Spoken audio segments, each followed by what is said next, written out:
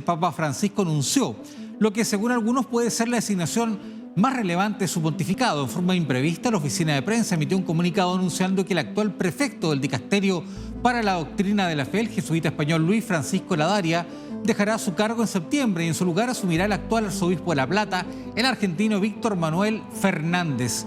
Más que la salida de Ladaria, que había superado en 2019 los 75 años previstos para el retiro, lo que generó inmediatas reacciones fue la designación en su reemplazo del prelado trasandino. Visto como un progresista, el hecho hace prever una intensificación de la tensión entre el Papa y sectores más conservadores. La designación del arzobispo Fernández para dirigir la oficina a cargo de la doctrina de la Iglesia ha puesto en marcha un verdadero terremoto eclesial, escribía el domingo pasado el corresponsal en Roma de la revista católica británica The Tablet, Christopher Lamb. Y la razón no es solo el historial del futuro prefecto, sino también la inédita carta con la que el Papa anunció la designación. El dicasterio, que presidirá en otras épocas, llegó a utilizar métodos inmorales. Fueron tiempos donde, más que promover el saber teológico, se perseguían posibles errores doctrinales.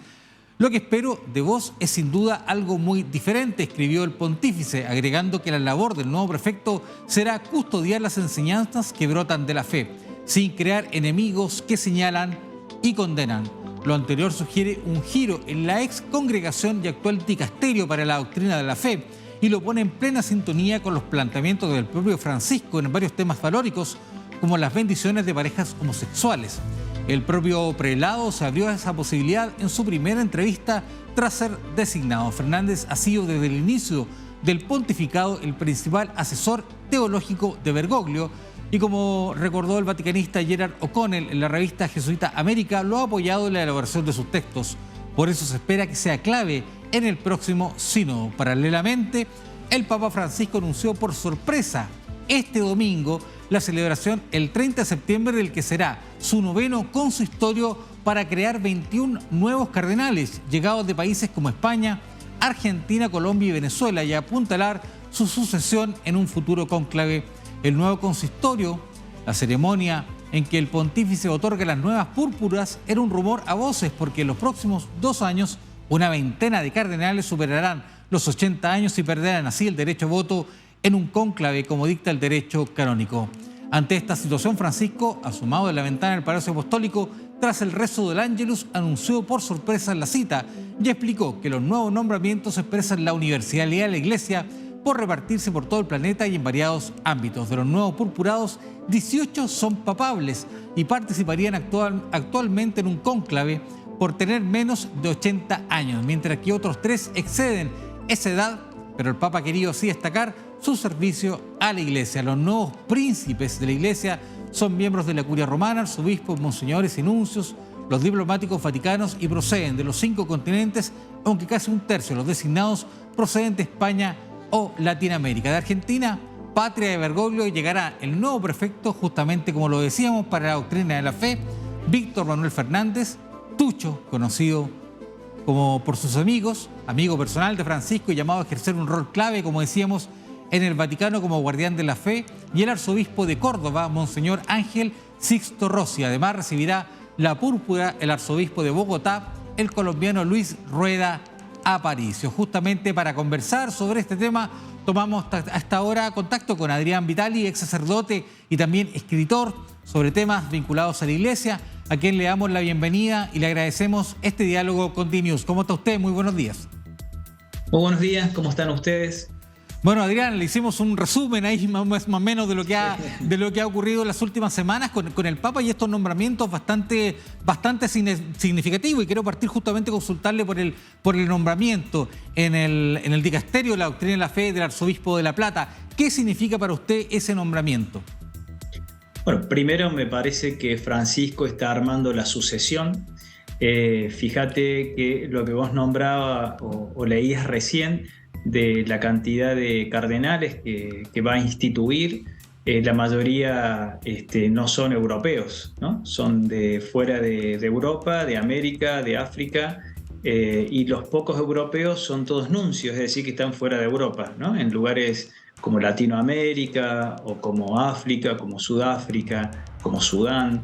Me parece que está armando la estructura de una iglesia que va a dejar de ser, me parece, romana y comienza a ser una iglesia más latinoamericana, más hacia los países del tercer mundo. Me parece que es una movida interesante de la geopolítica religiosa, ¿no? Que por primera vez me parece que el eje no se centra en Europa, sino fuera de Europa, que en realidad es donde está la mayoría de los católicos. Los católicos ya no están en Europa ni en Italia, sino que están en África, en América Latina, en otros lugares, pero no donde siempre tuvieron la mayoría de los cardenales, que eran los que decidían quién era el Papa. Pero una aclaración. El cónclave que se realiza con los cardenales es el modelo del antiguo modelo de poder romano. El Senado romano viene a ser lo que es ahora el colegio cardenalicio, ¿no? El Senado romano era el que elegía al emperador y acá son los cardenales los que eligen al Papa. Es el mismo modelo. Por eso es importante para el Senado en aquel tiempo quiénes eran los senadores, para poder después determinar quién es el emperador. Me parece que lo que está haciendo Francisco ahora es determinar quiénes son los cardenales que van a elegir al sucesor, como lo hizo también Juan Pablo II con Benedicto XVI, ¿no? Que era Ratzinger, que era el prefecto en aquel momento para la doctrina de la fe, y después en la primera votación salió elegido Papa, ¿no? Me parece que lo que estamos viendo es un escenario de la estructura o de la reestructuración del poder eclesiástico que empieza como a tener actores de la periferia romana, ¿no? ¿Usted concuerda con algunos vaticanistas que han señalado que el nombramiento justamente del arzobispo Fernández puede provocar fricciones con los sectores más conservadores de la Iglesia? Lo que pasa es que es un lugar de poder donde siempre hubo gente de la talla de Ratzinger, que era un gran teólogo, y lo que me parece que no se resisten mucho es que un latinoamericano puede ocupar ese lugar tan importante. Cuando estuvo Ratzinger en ese lugar, que era la antigua Inquisición, la Congregación para la Doctrina de la Fe o el Dicasterio para la Doctrina de la Fe era la antigua Inquisición, donde se perseguía al que pensaba distinto o al que esbozaba pensar una idea distinta. Acá, cuando Ratzinger fue el prefecto, hubo una persecución muy grande a los teólogos latinoamericanos. La teología latinoamericana es el primer aporte que hace América a la teología universal. La teología universal siempre fue la misma que fue parida en Roma. Después de 500 años hay un aporte nuevo que es la teología de la liberación y se persiguió mucho a Leonardo Boff, por ejemplo, el teólogo brasilero, a Gutiérrez en Perú, acá hace poco a Ariel Álvarez Valdés, un biblista prestigioso, argentino, santiagueño, parte de un montón de asociaciones bíblicas en las que forma parte, y se lo empezó a perseguir y se le ordenó hacer silencio, que no podía dar clase, que no podía enseñar, porque había dicho que Adán y Eva no existían. Y eso es lo que nos enseñan en el seminario. Adán y Eva es una metáfora. Bueno, eso no se le podía enseñar a la gente cuando estaba Ratzinger en la Congregación para la Doctrina de la Fe, y se lo castigó con el silencio. Y Ariel terminó diciendo: me voy de la iglesia para poder hablar de Dios. Me parece que cuando el Papa hace referencia a esa inmoralidad del manejo de esta congregación en la persecución a los teólogos latinoamericanos, me parece que se hace referencia a eso, porque Ariel Álvarez Valdés se comunicó con Bergoglio cuando fue Papa, y Bergoglio le dijo: yo no te he destituido, relacionate con tu obispo, y luego se lo habilitó nuevamente a poder dar clase. Pero si no, un tipo de una formación increíble que no podía ejercer lo que sabía, que era enseñar Biblia, ¿no? Usted lo señalaba previamente en nuestro diálogo respecto a este alejamiento un poco de lo que podríamos llamar eurocentrismo del Vaticano y de la Iglesia en general. Aunque, claro, todavía, a pesar de los nombramientos que anunció el Papa Francisco, el nombramiento de estos 21, la creación de estos 21 cardenales, sigue siendo Europa la que tiene mayor representación o la mayor cantidad de cardenales. ¿De qué manera este proceso va a continuar o podría llegar a estancarse en el caso en que ya no esté Francisco en el papado? Me parece que la jugada de Francisco me parece una jugada muy pensada.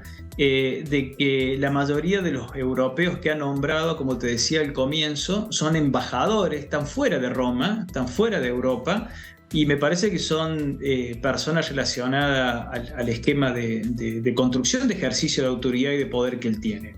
Creo que dentro del grupo de los posibles, digamos, candidatos o de los que pueden o que tienen voto, dentro de poco, como lo señalabas también vos al comienzo, van a cumplir 80 años y por lo tanto van a quedar fuera de esta posibilidad de poder elegir al nuevo Papa, y eso le va a permitir a Francisco agregar algunos cardenales más. Pero te quería agregar un dato: la mayoría de los cardenales que hay en la actualidad fueron designados por Francisco.